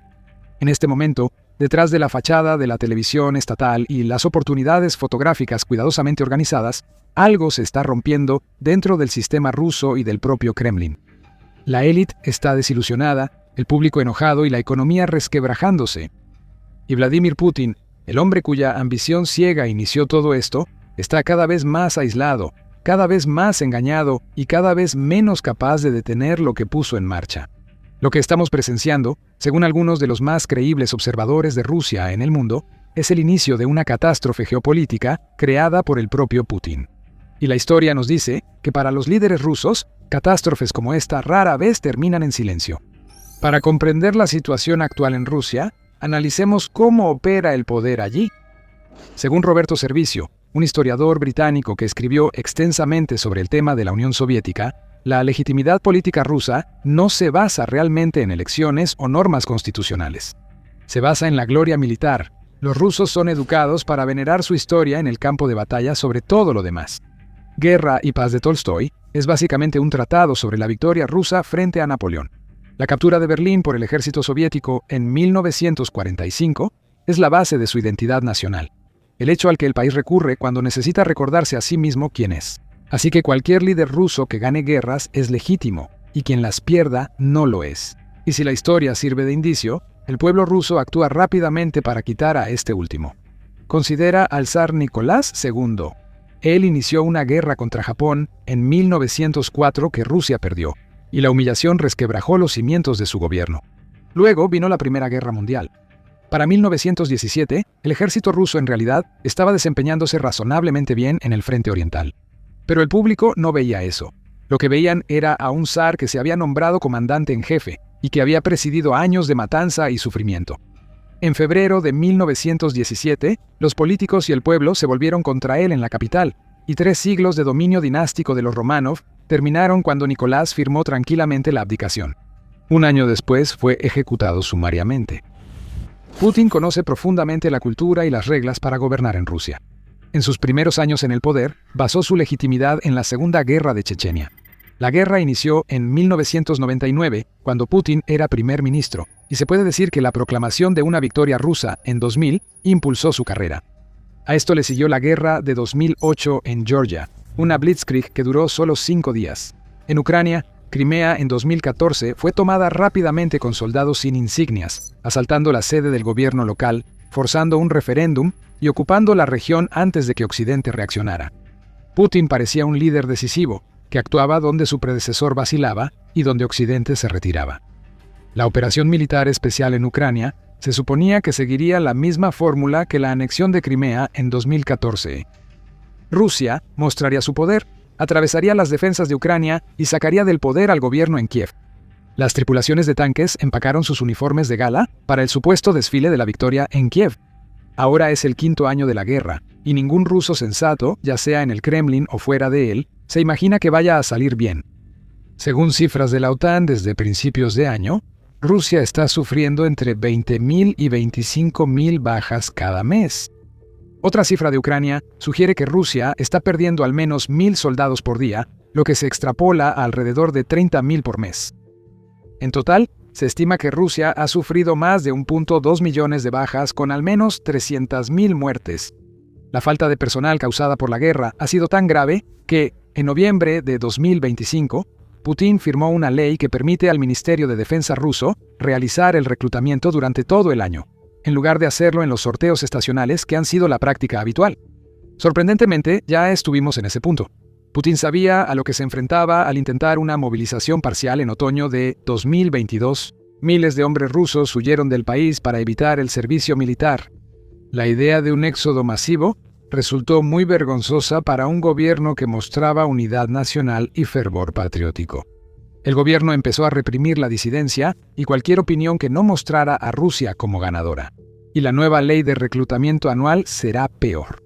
Las primeras movilizaciones reclutaron sobre todo de regiones pobres, áreas rurales y zonas de minorías étnicas lejos de la capital. En estos lugares, el salario militar era un salvavidas, ya que algunas cifras indicaban que el sueldo anual y los bonos podían ser hasta 4 veces el promedio nacional. Fue un cálculo sombrío del Kremlin que por un tiempo funcionó, manteniendo la guerra lejos de las mesas de las familias moscovitas. Ese grupo de reclutas se está agotando, y ahora el reclutamiento podría llegar a partes de la sociedad rusa antes protegidas. Jóvenes de la clase urbana en Moscú y San Petersburgo que no quieren tener nada que ver con esta guerra. Esto alterará el frágil contrato social que Putin ha mantenido en los últimos 4 años. Mientras pagues impuestos y sigas la propaganda, la guerra no te alcanzará. Los impuestos han aumentado, la propaganda está disminuyendo y Ucrania ha logrado penetrar cada vez más en el territorio ruso. Existe otra dimensión en el ámbito militar, quizá más preocupante que las bajas, que refleja cómo Putin toma decisiones. Múltiples fuentes con acceso al liderazgo ruso han confirmado que Putin le ha dicho a su círculo cercano que cree que puede capturar la totalidad del Donbass para finales de 2026. Y al igual que al inicio de la guerra, parece que Putin realmente cree en su afirmación. Los servicios de inteligencia ucranianos explican por qué él lo cree. Ellos creen que sus generales le están mintiendo, con informes fabricados que se transmiten por la cadena de mando, afirmando que la victoria es inminente. Este fenómeno no es nuevo en la cultura militar rusa. Esto solo continúa lo que ya vimos. En 2024 destituyeron a comandantes por lo mismo, pero probablemente no fueron los únicos y solo fueron chivos expiatorios de los verdaderos responsables. Aunque muchos cercanos a Putin comprenden la situación, no está claro que sabe y entiende él mismo. Así que ahora, Rusia tiene a un líder que toma decisiones estratégicas basadas en informes de inteligencia falsificados, rodeado de subordinados que tienen demasiado miedo para decirle la verdad, librando una guerra que está consumiendo a 30.000 de sus soldados por mes. No sorprende que el desfile de la victoria en 2026 no pareciera un desfile de la victoria. Además de las pérdidas militares, la economía y sociedad rusa enfrentan creciente presión. La economía civil lleva 4 años sin recursos por prioridades de guerra y la tensión ya es imposible de ignorar. En 2026, los impuestos subieron y la inflación aumentó. Mientras tanto, el gobierno está destinando aproximadamente el 40% del presupuesto al gasto relacionado con la guerra. El país ha anunciado que espera un crecimiento del PIB de solo 0.4% este año, frente a la predicción más optimista del 1.3%. También se ha quedado sin trabajadores, con solo una tasa de desempleo del 2.1%, pero aunque esa cifra podría sonar prometedora en circunstancias normales, es diferente para un país que ha pasado los últimos 4 años en guerra. Un desempleo tan bajo indica que las empresas rusas no tienen personas disponibles para contratar. Al competir entre sí, las empresas anuncian salarios más altos, cuyos costos se trasladan al consumidor, que es el ciudadano ruso. Los trabajadores rusos ganan más por elegir su empleo, pero también pagan más para vivir, quedando en un ciclo. Las consecuencias sociales también se ven en los datos. El índice general de felicidad de Rusia alcanzó su nivel más bajo en 15 años en abril de 2026, según una encuestadora estatal. Curiosamente, la última vez que el índice estuvo tan bajo fue en 2011, cuando Putin iba a ser presidente por segunda vez, sustituyendo a su adjunto Medvedev. La aprobación de Putin está en su nivel más bajo desde el inicio de la invasión a gran escala. También influye la dimensión geopolítica en la situación de Rusia y la falta de avances, lo que es un arma de doble filo para su economía. Pero antes de continuar, asegúrate de suscribirte a El Show Militar. Publicamos videos sobre los últimos desarrollos militares, geopolítica y conflictos globales. La confrontación entre Donald Trump e Irán, que bloqueó el estrecho de Hormuz, hizo que Estados Unidos levantara sanciones para permitir a Rusia vender petróleo a la India. Esto fue una ganancia significativa, que ha sumado más de $100 millones por día a los ingresos fiscales de Putin. Ese dinero compra armas, piezas, tecnología y, lo más importante, mantiene el apoyo político de China. Pero 100 millones diarios en ingresos petroleros no reducen la inflación. Cuando Trump asumió, Putin pensó que él apoyaría totalmente a Rusia. Las negociaciones iniciales buscaban que Trump forzara a Ucrania a aceptar ceder territorio ocupado sin recibir nada a cambio. Ese intento fracasó y Trump se retiró públicamente de las negociaciones entre Rusia y Ucrania, dejando al primero solo con China y al segundo con gran parte de Europa Occidental, que lo ha identificado bien. Ucrania es el primer objetivo de Rusia para recuperar territorio soviético perdido y avanzó rápidamente con proyectos colaborativos y donaciones militares. Cualquier influencia que Putin creía tener con Trump ya desapareció, y Ucrania ha disminuido notablemente su dependencia de la ayuda de Estados Unidos. Si la presión económica no hace colapsar a Rusia, la represión informativa podría hacerlo. A finales del verano de 2025, el Kremlin comenzó a promover Max, una alternativa rusa a Telegram, que ya se consideraba una red social dominada por hablantes de ruso. La nueva red no presentaba aparentemente ninguna barrera para los investigadores del Servicio Federal de Seguridad, así que usarla significaba que el FSB podía ver lo que escribías. Cambiarse a Max era pedir que civiles y militares se vigilaran a sí mismos. La reacción fue fuerte, con blogueros especializados en estrategia advirtiendo que esto podría causar el colapso del mando en el frente por la falta de funciones básicas de seguridad en la aplicación. Meses después de la promoción, el gobierno reculó, alegando falta de seguridad como motivo principal. Un informante del Kremlin describió que las conversaciones en las cenas dentro del Kremlin estaban dominadas por un solo tema: el Internet. Advirtieron que si Rusia sigue así, se parecerá más a Corea del Norte. Esto destaca porque en la última década, Rusia ha tratado de copiar el control de Internet de China. La periodista Ksenia Sobchak, quien es hija de Anatoly Sobchak, el alcalde de San Petersburgo, que fue el mentor político de Putin en sus inicios, le dijo a The Guardian que cree que es solo cuestión de tiempo antes de que las autoridades rusas bloqueen por completo todas las plataformas de redes sociales occidentales. A diferencia de China, donde el Internet es monitoreado pero estable, Rusia no puede vigilar bien a sus ciudadanos ni ofrecer conexiones estables.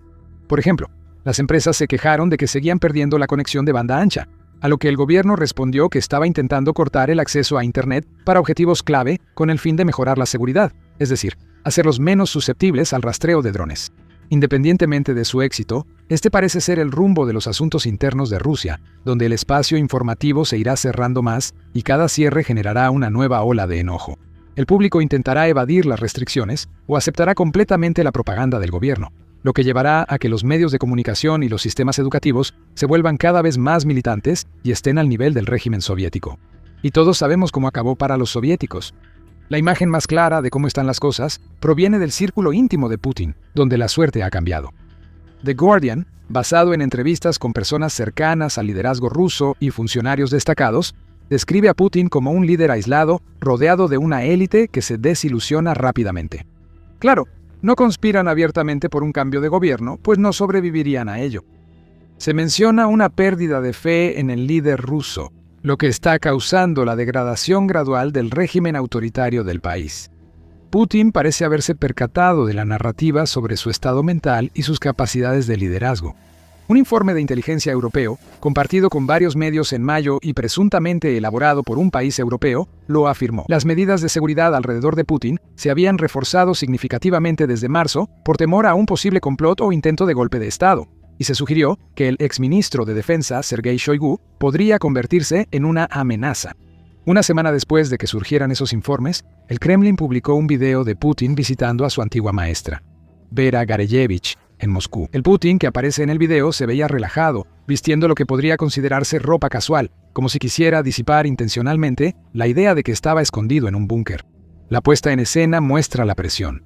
Tras 25 años en el poder, el Kremlin publica imágenes de Putin comprando flores para aparentar que no teme.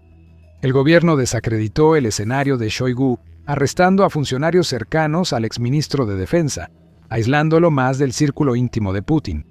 La mayoría de los analistas cree que si hay una amenaza al gobierno de Putin, vendrá de su círculo cercano. Será alguien con acceso, con apoyo institucional y con la convicción de que la trayectoria actual es realmente catastrófica. No parece existir ni haber surgido todavía un grupo personal. Las clases gobernantes y oligarcas de Rusia parecen sufrir una disolución de la responsabilidad. Todos le tienen miedo a Putin y nadie confía en él. El presidente ruso ha pasado casi 3 décadas eliminando la clase alta y reemplazándola por una élite totalmente sumisa a él. Nadie quiere dar el primer paso. En cambio, los oligarcas se están escondiendo ya sea dentro de Rusia o completamente fuera del país, esperando a que caiga el golpe y que alguien más desmantele el régimen actual de Rusia. Quienes tienen medios y oportunidad para cambiar las cosas están paralizados, viendo cómo la economía del país se hunde. Aun dejando de lado las bajas, crisis de reclutamiento, presión económica, represión informativa y desilusión de la élite, existe la dimensión geopolítica de la guerra en Ucrania y su rumbo actual. Robert Service, uno de los principales expertos británicos en historia soviética y geopolítica, calificó la invasión de Ucrania por Putin como un gran error geopolítico, y no es el único en pensarlo. Piensen en lo que Rusia tenía y en lo que Putin decidió hacer. A principios de la década de 2010, Rusia era una superpotencia energética, tenía presencia en foros internacionales, buena relación con Europa y podía enfrentar a China y Estados Unidos en beneficio propio. En cambio, Putin eligió romper lazos con Occidente, invadir a un vecino y transformar a Rusia de un actor indispensable en un paria geopolítico, dependiente del patrocinio chino y de drones iraníes. Incluso si la paz se logra en términos que el Kremlin considere aceptables y Putin afirme haber cumplido los objetivos de 2022, ya se causó un daño permanente a la posición geopolítica de Rusia. La OTAN se ha expandido para incluir a Finlandia y Suecia, duplicando su frontera terrestre con Rusia y absorbiendo a 2 países que podrían restringir aún más el acceso naval de Rusia en el mar Báltico. El gasto en defensa en Europa aumentó, con varios países cumpliendo el requisito de la OTAN de destinar el 2% del PIB y la mayor economía, prometiendo alcanzar el 3.5% con esfuerzos conjuntos e infraestructura. 4 años tras ataques de drones, misiles y tanques, Ucrania se ha convertido en una fuerza militar endurecida, con fuertes vínculos con la inteligencia y defensa occidental. Por el contrario, la reputación de Rusia como una potencia militar temida se ha degradado hasta el punto en que apenas tiene compradores para su equipo, eso si es que siquiera tuviera equipo de sobra para vender. Recuerden, se ha dicho varias veces que Vladimir Putin veía a Ucrania solo como el inicio. Al inicio de la guerra, analistas creían que Vladimir Putin controlaría Ucrania colapsada y después iría a un conflicto total con la OTAN en 2025. Esa línea de tiempo pasó a 2027 y luego a un vago en los próximos años tras la guerra. Actualmente, no se sabe si Rusia podría atacar a otra nación. La agresividad de Putin no parece haber disminuido, sin importar la realidad. Lleva 25 años construyendo su imagen como el hombre que devolvió la dignidad a Rusia, que le dice sus verdades a la hipocresía occidental, y a sus 73 años comienza a lucir más envejecido. La imagen se resquebraja. El gobernante que trajo estabilidad tras los años 90 inestables ha perdido ese legado. ¿Dónde termina esto? La respuesta honesta es que nadie lo sabe, ni siquiera las personas más cercanas al liderazgo ruso. Lo que deja claro la primavera de 2026 es que la guerra en Ucrania está lista para continuar al menos durante el resto de 2026. Mientras tanto, Rusia tendrá que sobrevivir a su cascada de presiones internas, a una generación de bajas, a una economía distorsionada, a un espacio informativo sellado contra la realidad y a una élite que se sienta en las mesas a cenar discutiendo cuánto se parece Rusia a Corea del Norte. Si encontraste valioso este video, suscríbete al programa militar para obtener más análisis en profundidad sobre los conflictos y fuerzas que están dando forma al mundo. Y si quieres profundizar en cómo exactamente el ejército ruso se ha derrumbado para causar esto, mira este video. Y gracias, como siempre, por vernos.